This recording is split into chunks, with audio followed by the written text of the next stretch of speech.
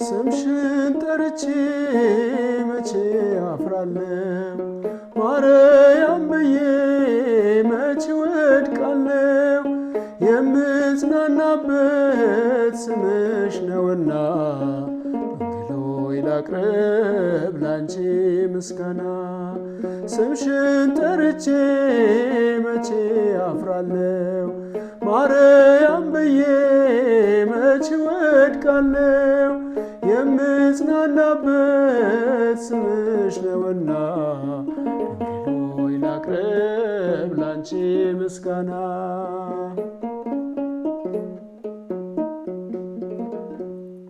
ጨለማ ውጦኝ በጠላት አገር ለዘመናትም ስረገጥ ስኖር ዲያብሎስ ማርኮ ሲያሰቃየኝ የዓለሙን መድን ወለድሽልኝ ከአባቶች ርስት ከአገር ወጥቼ በአሕዛብ አገር ስኖር ተሸጬ ደርሰሽ አጽናንተሽ አከበርሽኝ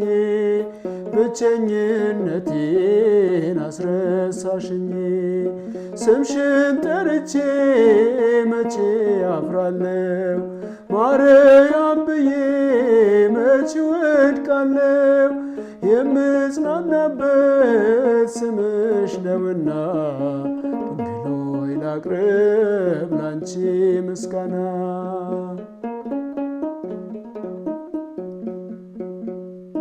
ድንኳኑ ሞልቶ ሰው ታድሞ አስተናባሪው በጭንቀት ቆሞ ምን አቀርባለሁ ብዬ ስቸገር ምልጃሽ ደርሶልኝ ዳንኩኝ ከማፈር ያሰብኩት ሐሳብ ደመና ሆኖ ቢበተንብኝ እንደ ጉም ተኖ ይሆናል ያልኩት ሳይሆን ቢቀርም በማምላክ እኔስ ተስፋ አልቆርጥም ስምሽን ጠርቼ መቼ አፍራለሁ ማርያም ብዬ መቼ ወድቃለሁ የምጽናናበት ስምሽ ነውና ድንግል ሆይ ላቅርብ ላንቺ ምስጋና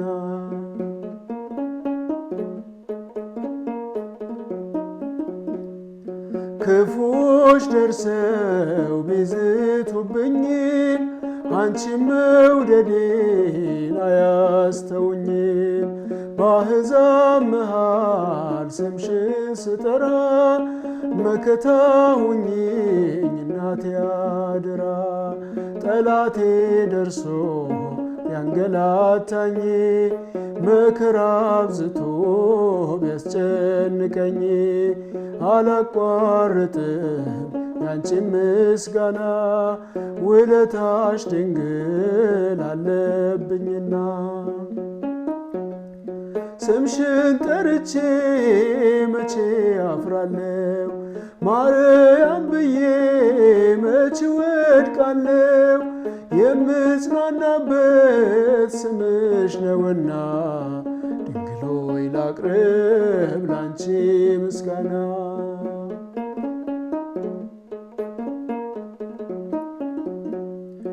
እናት አባቴ ባያስታውሱኝ ይህች ዓለም ንቃ ገፍታ ብተወኝ አንቺ ካለሽኝ ምን ሆናለሁ አውሎ ንፋሱን ባህሩን አልፋለሁ ጠላቴ ደርሶ ቢያንገላታኝ መከራ አብዝቶ ቢያስጨንቀኝ አላቋርጥም ያንቺ ምስጋና ውለታሽ ድንግል አለብኝና ስምሽን ጠርቼ መቼ አፍራለሁ ማርያም ብዬ መቼ ወድቃለሁ የምጽናናበት ስምሽ ነውና ድንግል ሆይ ላቅርብ ላንቺ ምስጋና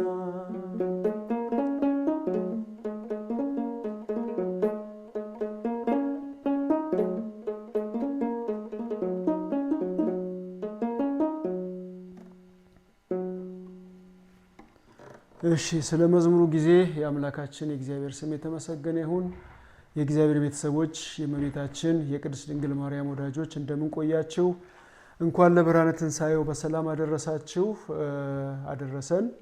እንግዲህ ዛሬ ስለ እመቤታችን ነው የምናወራው። እመቤታችን ቅድስት ድንግል ማርያም ስምሽን ጠርቼ መቼ አፍራለሁ ብለን የምንዘምረው መዝሙር ሚስጥር ነው እንግዲህ አሁን የምንመለከተው ማለት ነው። ስምሽን ጠርቼ መቼ አፍራለሁ ማርያም ብዬ መቼ ወድቃለሁ፣ የምጽናናበት ስምሽ ነውና ድንግል ሆይ ላቅርብ ላንቺ ምስጋና የሚለውን ሙሉ መዝሙሩን እያየን ማለት ሙሉ ትንታኔውን እንግዲህ በጣም ብዙ ነው ሀሳቡ። ዋና ዋና ነገሮችን ለማንሳት እሞክራለሁ ማለት ነው።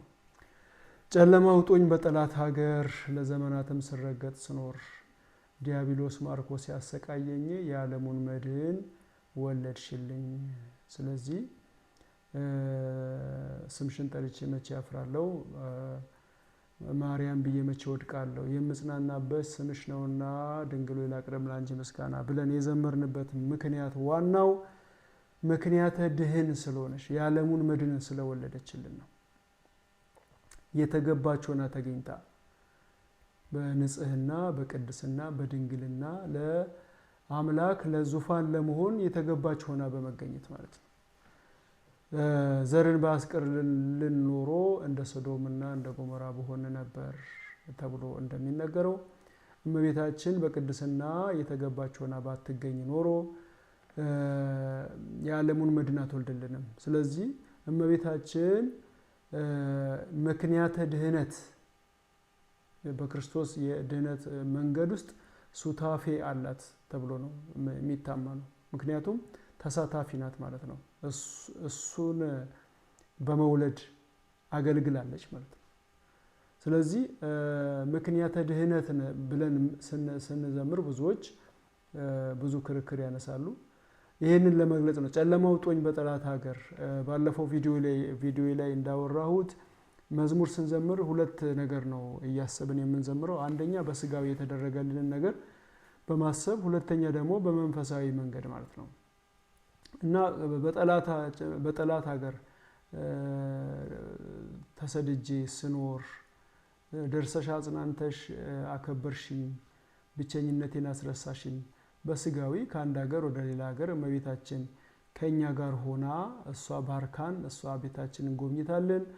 በበረከት ተሞልተን ከሆነ በተደረገልን ነገር ማመስገን ስለሚገባ በባዕድ ሀገር ስኖር ደርሰሽ አጽናንተሽ አከበርሽኝ ብሎ ምስጋና ማቅረብ ይገባል። አንደኛው ዋናው ሳይሆን አንደኛው ዋናው ግን በነፍሳችን በግዞት ሳለን ከገነት ተባረን ከአባቶቻችን ርስት ተባረን ከአባቶቼ ርስት ከሀገር ወጥቼ በአሕዛብ ሀገር ስኖር ተሽጬ ሚለው ፓርት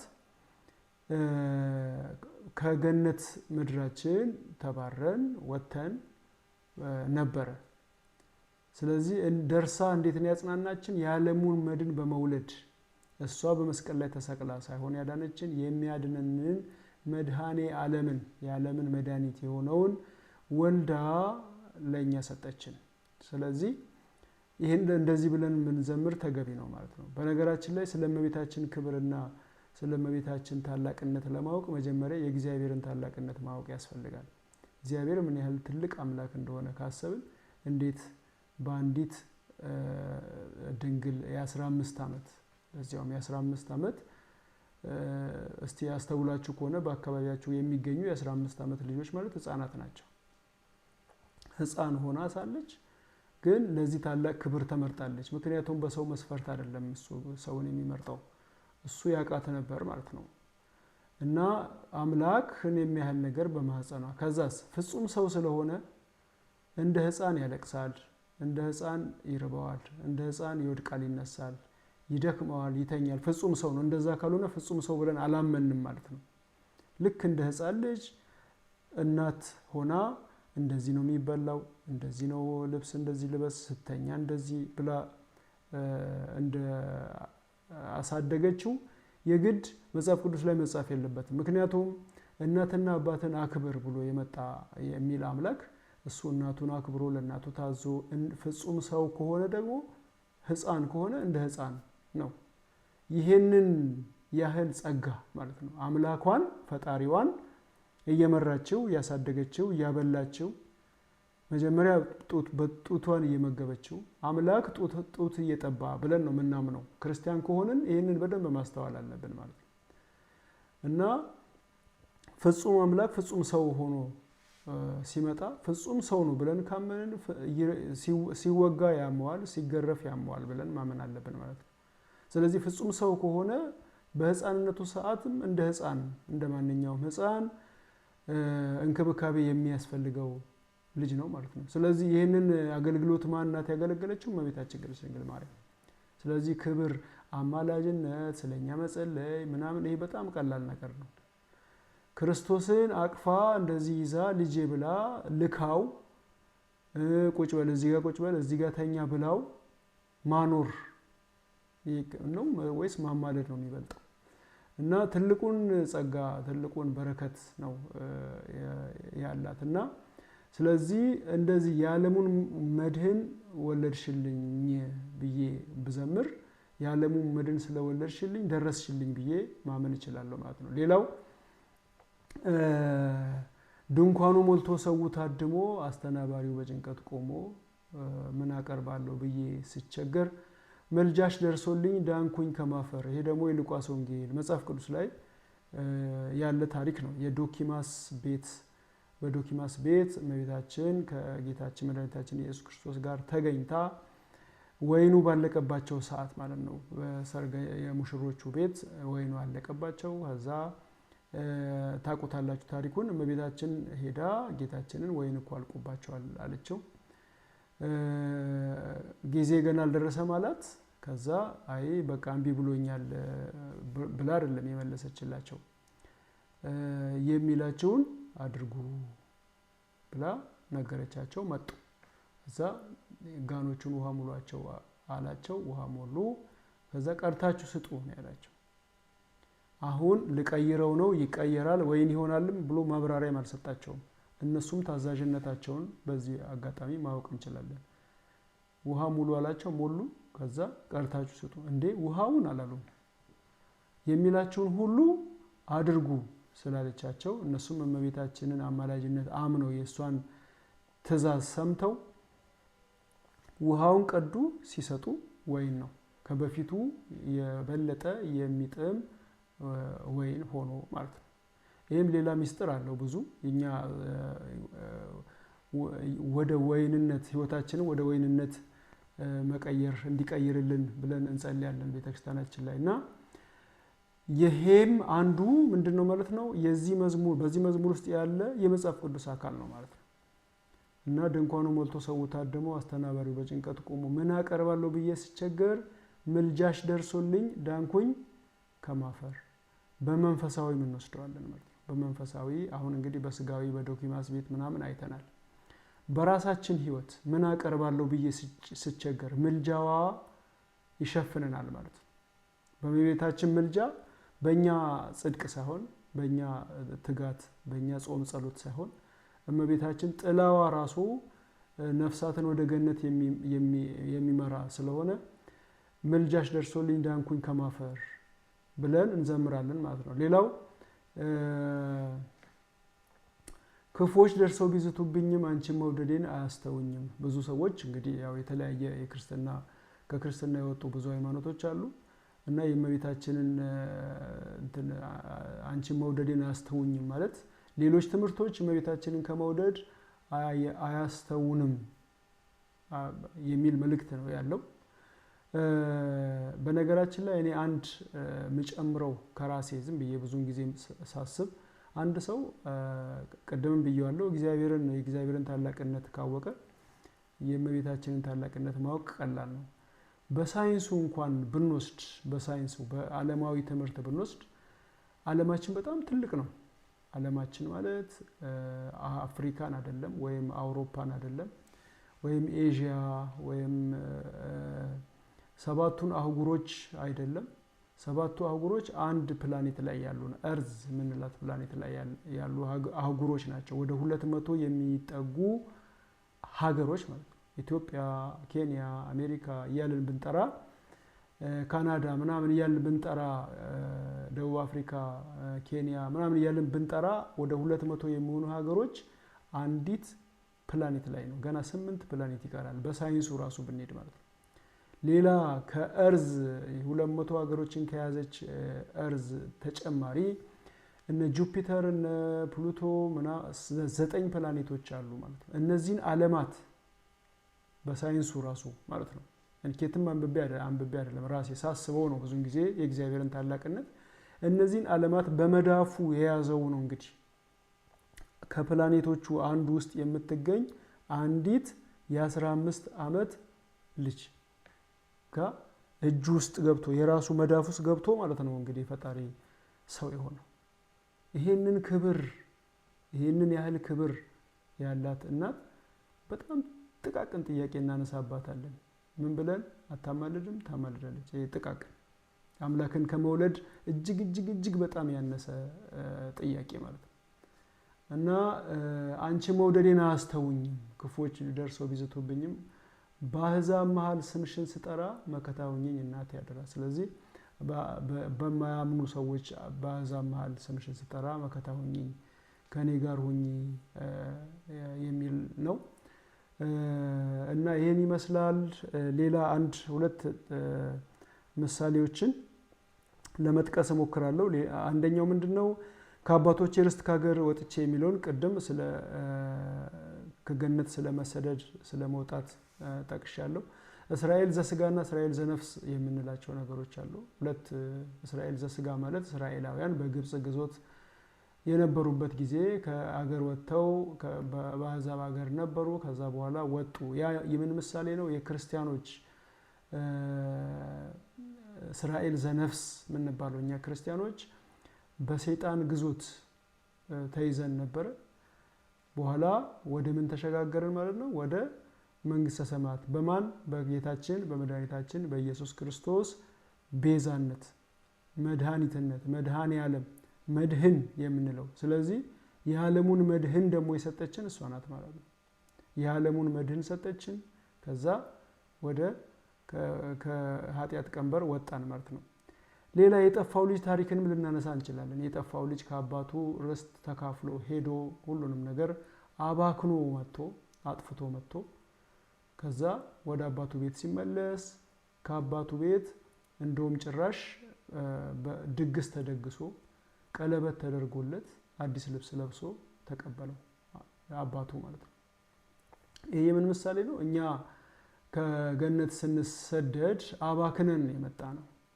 ስለዚህ አባክነን መተን ነገር ግን የማይገባንን ምንም አይነት ተካፍሎ የሄደው ልጅ ምንም ድርሻ በቃ የለውም። ድርሻው ወስዶ ሄዷል። የሚመለስበት ምንም አይነት እንትን የለውም ማለት ነው። መስፈርት የለውም። እና ግን እንዲሁ ወዶት ማለት ነው። እንዲሁ ወዶን እኛን ሊፈልገን 99ኙን በጎቹን ትቶ አንዱን ሊፈልግ መጣ እንደሚባል መጥቶ ጌታችን መድኃኒታችን ኢየሱስ ክርስቶስ ፈልጎን መጥቶ እንደተቀበለን ሲቀበለን ምንም አይነት ወደ ልጅነት የምንመለስበት መስፈርት አልነበረንም። እና ስለዚህ እዚህ ጋም ከአባቶቼ ርስት ከሀገር ወጥቼ ሚለውን እና ከሀገር የወጣ ነው ከገነት መውጣታችን ነው። መመለሳችን ደግሞ በጌታችን በመድኃኒታችን በኢየሱስ ክርስቶስ ቤዛነት ነው። መድህን ወልዳ የሰጠችን ደግሞ እመቤታችን ናት ማለት ነው። ስለዚህ ስምሽን ጠርቼ መቼ ያፍራለሁ ማርያም ብዬ መቼ ወድቃለሁ ሚለውን መዝሙር በመጠኑ ከብዙ በጥቂቱ